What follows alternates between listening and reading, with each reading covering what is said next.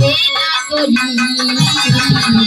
তুমি গুরু আমার পারের কান্ডারি তুমি গুরু আমার পারের কান্ডারি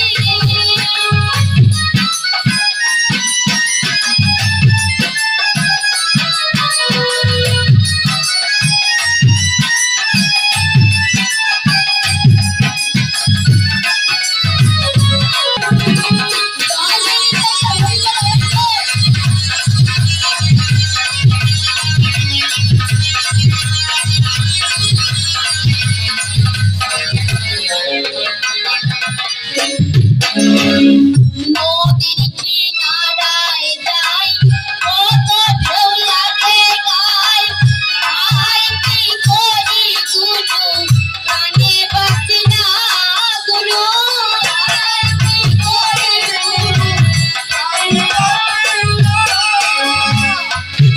কি বলেছে মা যে নদীর কিনারায় যাই কত ঢেউ কি করি গুরু কানে বাজছে না ঢেউ লাগলে তো মরবে। আমাদের তরিটা দেখবেন কোথাও উলট পালট হয়ে যায়, মন কি হয়ে যায় ব্যাকুল হয়ে যায়। যাই কারণে আমরা কোথায় যাই? নদীর কিনারায় যাই, মানে গুরুর কাছে যাই।